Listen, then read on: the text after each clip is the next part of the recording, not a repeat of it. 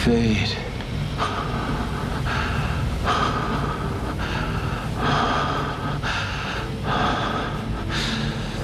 Lovely fate. I've been having dreams about a girl on Arrakis. I don't know what it means. Dreams make good stories. But everything important happens when we're awake. 무궁화 꽃이 피었습니다입니다. 그 옛날에 어릴 때 하던 거 말이야?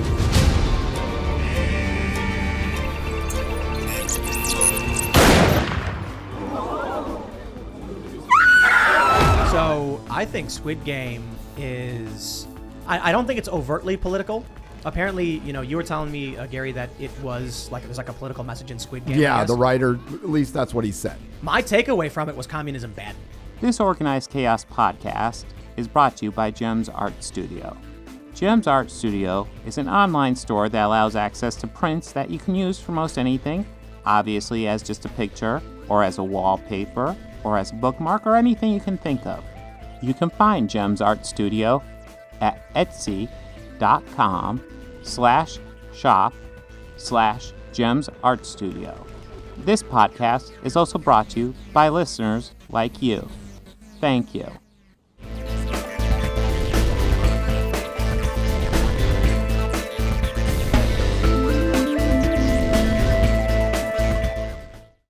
But yeah, we do have a remake's kind of tough. This is a readaptation of the book, really. A reboot, I guess. Yeah.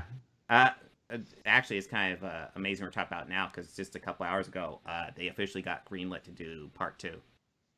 So. Well, I mean, you knew that was going to happen. Well, hopefully. I knew it was going to happen when it opened up as part 1. I was like, oh, so we're going to get another one of these. Well, that's the thing. Like when I saw Dune part 1, I was like, oh, I didn't know that, and it also made me think, okay, is part 2 and part 3 going to pop up during the movie, or are we going to get Dune part 2 in a few years? I also thought that, but once I was at least like an hour and 10 minutes in, and I didn't see a part 2 pop up, that's also when I was like, all right, yeah. I know. All right, so this is all part 1. Yeah.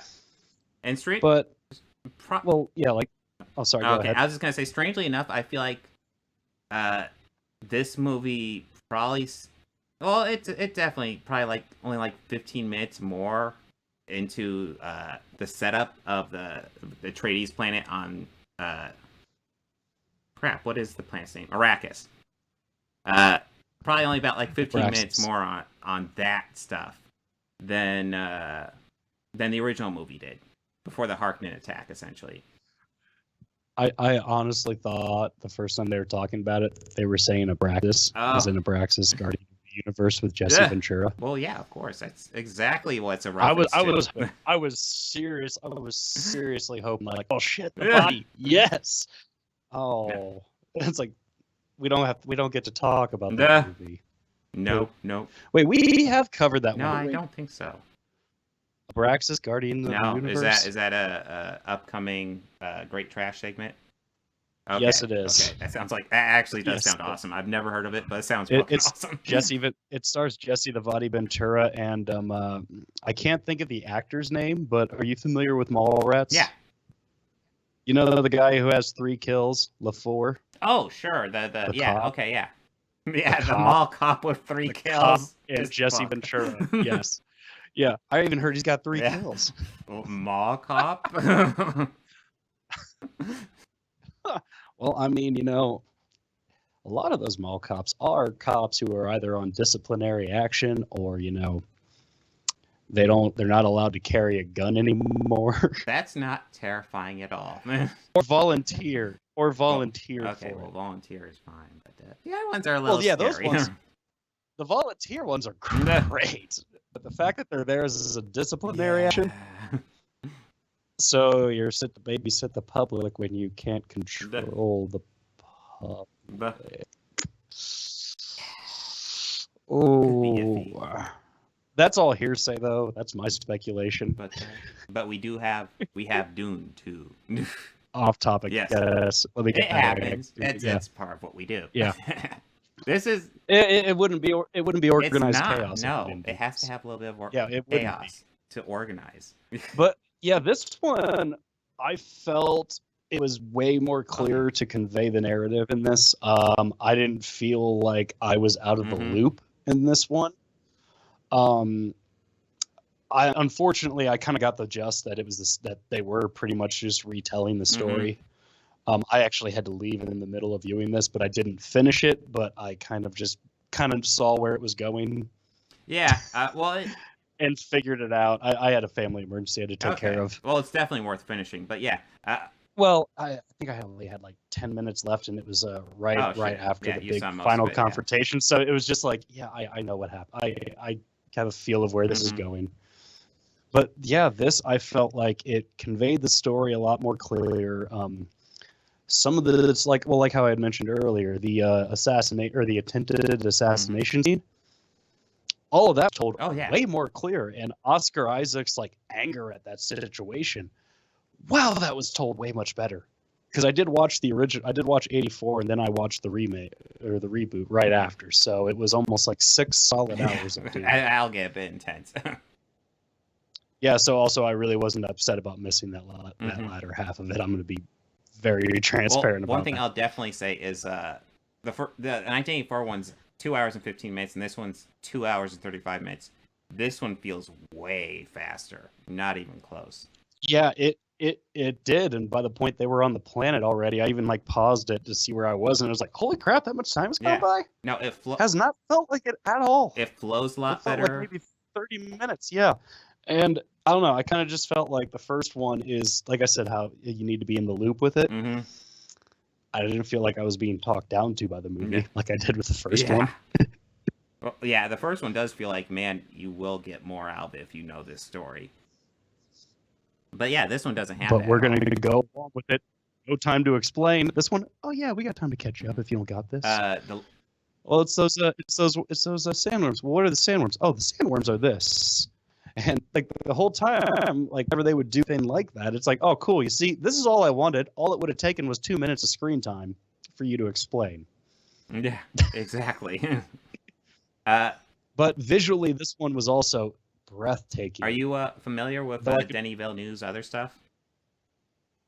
No, not familiar. So Blade Runner 2049 is his. Okay.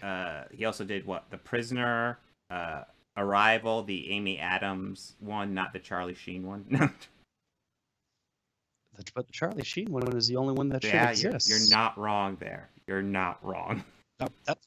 That's a very underappreciated science Actually, fiction. You're not wrong. I do enjoy that one. It's dopey, but it's very underappreciated. It's kooky, but like, and it also has like the best twist to it at the end. But okay, but the Amy Adams one, the one where she's like holding up a board, and I don't know if you've seen any of those ones. They are. No, I haven't seen. I recommend all those. They are brilliant.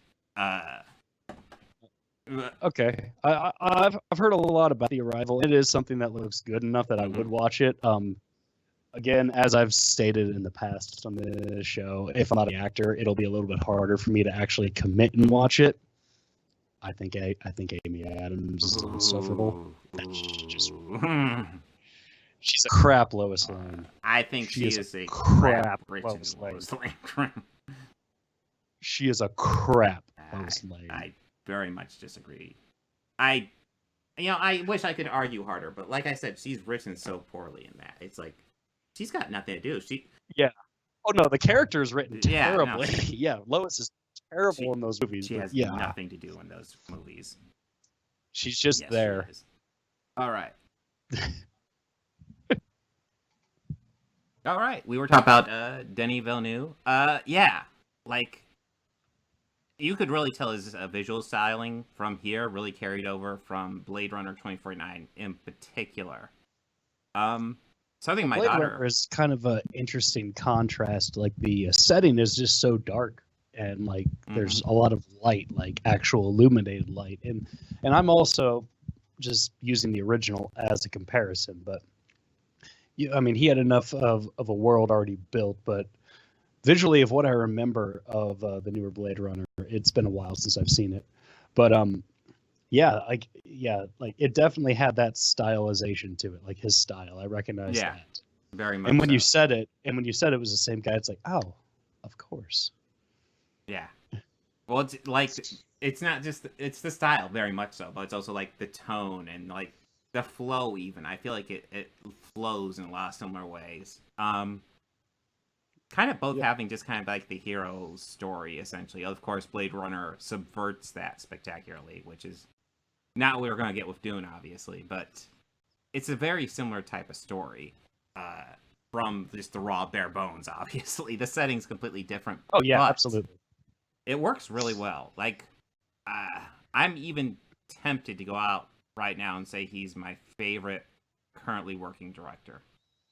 Because I've loved everything I've seen that he's done.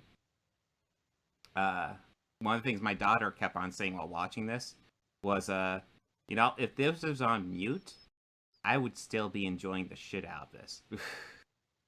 Because it's so beautiful. Obviously, I'm paraphrasing, but... Yeah. But yeah, she's like, this is gorgeous. I love looking at this movie. No, it actually was very beautiful. And the settings of it, it's really not much to imagine to it. Yeah. And, it's hard to think that something like that would be gorgeous. But he did a good job of it. Yeah, just a whole bunch of sand, and it works. And it works. Like the first one had great actors, not all great performances. Here, I largely feel like all the performances are pretty much on fucking point. Yeah, so at times it seems like they're kind of like subdued a little. Yes, the biggest one. Brolin, I got that with a lot. Yes. Well, yeah, he's following in this the steps of Patrick Stewart. He's not going to outact that, so he's just doing his own thing, which is absolutely what he should do in that position. Yeah. I mean, I was a little disappointed he didn't carry a dog into battle, but... Yeah, we can't have everything. They definitely, they souped up Jason Momoa's role a bit more for this story. In the book, he's more prominent than the original movie, but the original movie kind of covered how he died in the book. Pretty much that's exactly it. Paul just looks over and happens to see Duncan die in the battle. And here he gets a hero's death. That being said, Jason Momoa is, just kind of doing his Jason Momoa thing, and I'm on board. Yeah. I mean, he's gonna start to need to get hair plugs. Yeah, wearing a wig. I noticed that. Well, yeah, I'm not gonna lie. When I first saw him on Stargate Atlantis, I did not like him at all. He was just dry and boring. I first saw him on this show. It was about football players, but it was more about like their lives with their wives, and it followed 3 of them in particular. And the lead in there, his wife separated, and she started dating Jason Momoa. And actually, there's a very infamous gif of him walking over and throwing out a camping chair. Oh, yes. Like that. It's from that show. And because of how his character was presented in that show, I fucking hated him. Yeah. So when I saw like he was going to be Aquaman, it's like, oh, this guy? Yeah. I don't know. Actually, the lead in that show, the husband to the wife he was courting, was Jesse from Burn Notice. Do you remember that show? I've only seen the first few episodes of Burn Notice, and it's been years. Oh, okay. He appeared later in the series. He was another agent who also had the same burn happen to him. Okay. And they later found out it was the same people. So I started watching that show because, oh, hey, that guy's in it. And I liked him in that show. And I like him in Burn Notice. Yeah, I didn't get very far into Burn Notice, but I will say exclusively the reason I watched it was Bruce Campbell. Bruce Campbell. Yes. Speaking of, he's going to be in a new movie. I saw that. I'm like, oh my god. We're probably going to have to talk about that because Bruce Campbell. Absolutely. Going to talk about it. And another thing I want to go back to for a moment, the best version of the GIF with Jason Momoa in the chair. Without a doubt, the best version. He flips out the chair, and there's Bernie with his mittens. Best version of that GIF by a mile. Yeah. Absolutely epic. But anyways, yeah, Jason Momoa, I feel like he's come a long way as an actor. I wouldn't say he's like super versatile by any means, but he has enough charisma to really infuse into a movie that it works.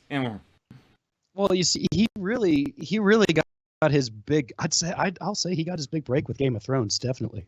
Yes. That was definitely the thing that broke down the barriers for him and not getting the bit parts or just generic henchman tough guy, which I'm sure is what he probably would have been getting from. Oh yeah. If not Game of Thrones, if they would have cast somebody else. Yeah, he might have been lined up for that Dave Bautista role in this movie. That's right, Dave Bautista was in this movie. I completely forgot Dave Bautista was in it. Well, that's the thing. The villains are much more underplayed here. That's probably part of David Lynch going on. David Dalmalchin, I'm pretty sure is his name. It's Polka Dot Man. He plays Piter, who is the Brad Dourif role, except he is way more subdued. Yeah. I don't know which one. I don't know which one benefits the movie more. Is it better to have him be more subdued and in the background, or have Brad Dourif eating scenery? I think that probably has a lot to go with who is portraying the role. Yeah. I mean, now, the actor who played Polka Dot Man is great. Yes. Every bit thing I've ever seen him in, and it's funny in that Suicide Squad, I kept thinking of wow, he's the same guy who was in Batman Begins. This is like that the second DC film that he's appeared in. Was he? Because he played Begins? that. That's right. No. Yes. He played that security guard, the one who plays perfect to Scarecrow's game. Batman gave that really terrible line of dialogue. Yes. Yeah, I forget exactly what it was, but it was bad. I remember that. I remember just thinking, the Batman would never say that. Those movies have some. I don't want to say full-fledged cringe because they're great. They were just starting out. Yeah, they were just starting out. Well, Christian Bale was not at his best in those movies, and that he wasn't. And he's great. I love Christian Bale. I want to stress that. Yeah, he's great. I think that one just falls under the category of direction. But yeah, Christopher Nolan's got his strengths. Yeah, I didn't even notice it was him until way after the fact. So I mean, the role kind of doesn't really call for you to choose the scenery. I feel, but it wouldn't hurt. Yeah. At the same time. Well, that's the thing. He's Piter. The Piter role's not huge. He dies in the assassination attempt on the Emperor or the Baron. What is it? Stellan Skarsgård who does the Baron in this. I think so. He's not super chewing scenery. It's definitely there because it's impossible to play that role and not chew some scenery. It's kind of almost required. Yeah, and I think he does it with just enough menace. I feel like in the original, it's almost too cartoony. For better or worse, it's more memorable, but it's super cartoony the way it's done in the original. Oh God, yeah. It's like it's like Adam West Batman villainry levels. Yes. And who's the? Oh yeah, and we already brought up Dave Bautista. He really doesn't get much to do here. And Drax is in this movie. Yes. Believe it or not. Barely. And they don't have the Sting character isn't here. I imagine he's going to be in part 2. Of course, it will be played by Sting again reprising his pink plastic bikini. Because how could you not? Yep. Who doesn't want to see that? He's like 70. It'll be great. No. I think what it'll be is it'll just be Tom Cruise. Oh God. Because that's exactly what this movie and franchise needs to successfully reboot. Because of how successful the Universal Dark Universe reboot went with Tom Cruise. Without a doubt, because that is a franchise that we'll be talking about for generations. Let's see. I don't know if they was that franchise actually 2 or 1 movies. I don't know if they ever officially. They always talk about. They did. Yeah. They did finally go with The Invisible Man, which actually did better. Well, The Invisible Man was a straight up reboot. It was a straight up reboot, and it was more accurate to the original with Claude Rains, which. Fun fact, I don't know if you know this about those original Universal monsters. So I'm talking about the core ones, like the main ones, not the offshoots. So that's Frankenstein, Dracula, Mothman, Invisible Man, Creature, Mm-hmm. and The Mummy. Mm-hmm. And for the sake of it, since Claude Rains also played the Invisible Man, he also did the Phantom of the Opera, which I count those as like the original. So the original 6, if you will. Now, in the Invisible Man, he has probably the highest body count of a scary movie from that time period, because he causes a whole train to derail. So that's like, and they later say it's like over 1,000 people or over Shit. over 100 plus. So yeah, like causes a fucking train to derail. Yeah. This movie was made in the 40s. Yeah. It's like, oh, well, crap. The other movie, I don't know if you've seen it. The movie that they weren't sure was part of the Tom Cruise movie universe or not was Dracula Untold, which was originally supposed to be beginning of the Dark Universe. It's not a good movie. I thought Dracula 2000 was a part of that, or was that a continuation? That's a different thing entirely. The original Universal. Yeah, because there's the Dracula 2000, and then I thought Untold was a sequel to that. No, Untold's kind of a weird prequel. Untold kind of makes Dracula into an anti-hero, kind of. It was both that and Mummy is when they're very much trying to set up like the Marvel universe, where they're not monster movies anymore. They just have monster elements, but they're trying to make superheroes with supernatural elements, essentially. Failing spectacularly, by the way. No. No? Are you no, sure? That's not what those. No. Mm-hmm. No. I'm just saying. No, that's not what that narrative. No, that's not what that whole story is about. Yeah. No, I like think Frankenstein, for example, the monster is an analogy for the monster inside humanity. No, the monster's a superhero. Didn't you know that? Bullshit. He's a Marvel hero. But yeah. And here, one thing I want to add real quick before we go back to Dune is you know your franchise is in trouble when potentially the best movie in your franchise is Dracula Untold. Oh. You're in trouble. Well, I mean, if we're gonna count that one, we might as well count Hollow Man, because that movie was actually fucking awesome. That's one on my to-watch list. It's been there for like 20 years too. It's not bad. Yeah. I mean, it's got Kevin Bacon. No, yeah, Kevin Bacon is probably Bacon's always to watch it, he's always really good. He's always really good. Yeah. Even if the movie's crap. Yeah. Like he's good in it. Nobody. Kind of like Mystic River. That's another one. I haven't seen that one in a while. No, I'm just kidding. That movie's great. Yeah. I would never say a bad thing about Clint Eastwood while he's walking this planet. I could say something, but it's not really about his movie. Well, not really. About... yeah. Same. He could talk. He could talk to a chair less. He could. There's plenty I could say to him personally as well. But as a filmmaker, it's great. But yeah, going back to as a filmmaker, perfect. Yeah, going back to Dune. Yeah. I definitely feel like the villains are a bit more underplayed, but I feel like the heroes in particular are way more stand out outside of like Patrick Stewart, obviously. Although Josh Brolin's great too. Definitely in this, I felt it was telling a completely different story than what the original did. But I mean, still the same narrative, but like I guess the way that they structured the story was completely different. And again, I felt like I didn't feel lost. I didn't feel like I had to keep using my phone to Google what the hell was going on the whole time. Yeah, exactly. And it's just, I don't know. Like I feel like when a film is dealing with content, or I guess subject matter like this, where it's dependent on the audience to do their own homework prior to it, it's expecting a lot of the audience. And it's not trying. I'm not trying to defend people for not reading books, but it's just, if you're going to walk to a movie experience, you got to at least explain a lot of that world, and that's kind of why I felt the 1984 version failed. Now this one, it did a great job of explaining it to anybody, so you could completely walk in and know that there's a science fiction series called Dune, and still walk out being a novice.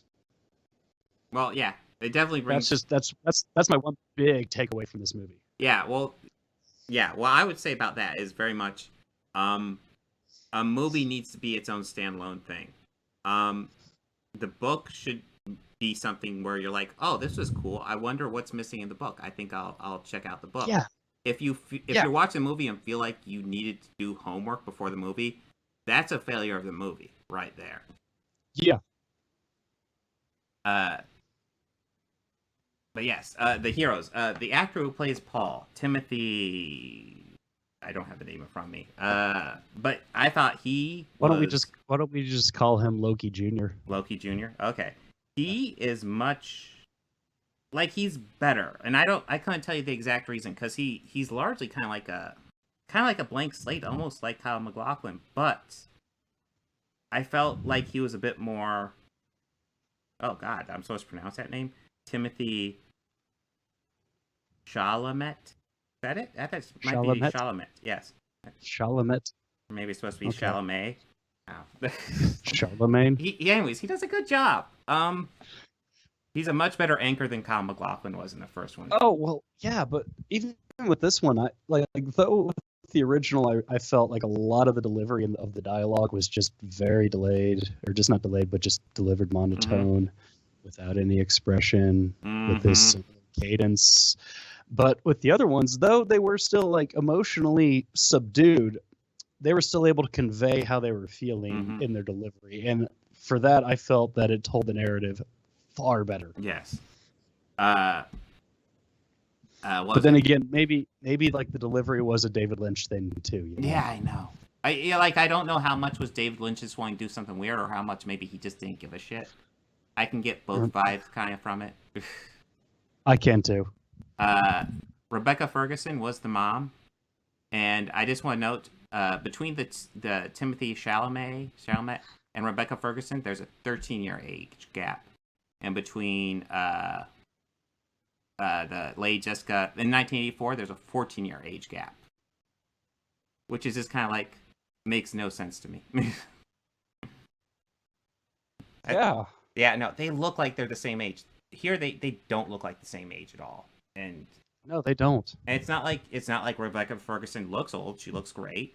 Maybe it's just because Timothée Chalamet looks young. He's actually a year older than Kyle MacLachlan when he did the movie. He still looks like a kid, though. Yes, he does. And he definitely looks like Tom Hiddleston's kid. He does. He totally does. I'm a little disappointed he wasn't in Loki. No, well, there's going to be a season 2. There's time. It is the only one that was signed on for a season 2, yeah. Yeah.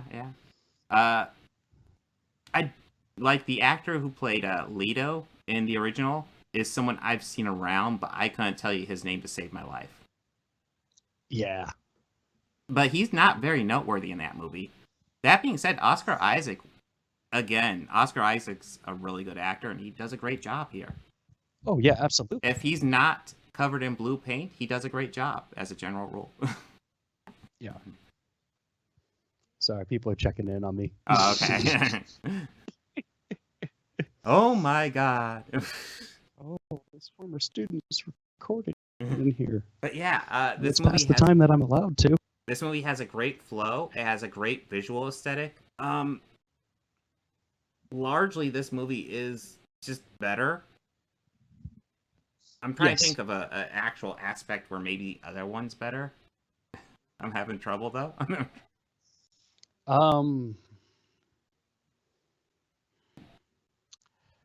Release date? It finished first? Yeah, I don't know. It's hard. Like that's about all I got. Better scenery chilling. Better scenery chewing.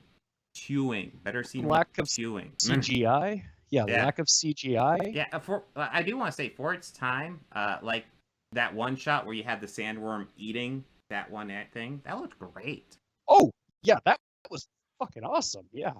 Like the effects were great, and considering the time, it looked amazing. Yeah, but just oh god, it dragged.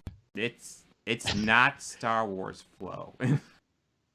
No, it definitely felt like it was like 2 hours long. You feel it. Yeah, it's rough. But this one's great. I'm excited for the sequel. I definitely want to see, like, this is the best version of Dune I've seen. I guess this is the third adaptation. I don't know. Have you seen the sci-fi one? The Sci-Fi Channel one? Yes. I think I've seen the poster. I don't think I've seen the actual Dune. It's been a long time. As I recall from Roth's like the flow of it is so much better than 1984. The sets and special effects are absolutely egregious in that one. It's a sci-fi movie through and through. I almost want to say that the cover, or at least the poster for that one, features a dude with blonde hair and the blue eyes. I think actually you're looking at the sequel, Children of Dune. Children of Dune. Okay. Yeah. I want to say Val Kilmer's on the poster. No, it's actually James McAvoy on that one. Ah. Very early role from him. Yeah. I'd say so. Yeah.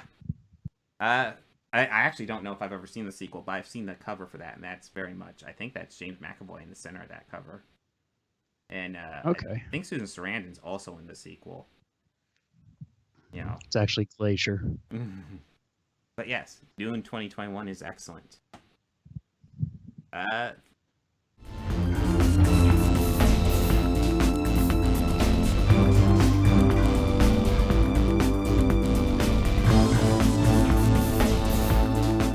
want to go ahead and add some audio credits at the end here. The theme music you're hearing at the beginning and end of this podcast was written and performed by George Johnson, a very good friend of mine. And my current Patreons are Fel Martins, David Lara, and Lindsay Pankhurst. If you'd like to become a patron, go ahead and follow the link down below. Anything you can provide would be incredibly helpful to this channel. We're barely limping by right now. I'd love to make this my full-time job. I'm miles away from that right now. So any help you could provide, just $1 a month would be amazing. You know you want to. All your friends are doing it. Lovely fate.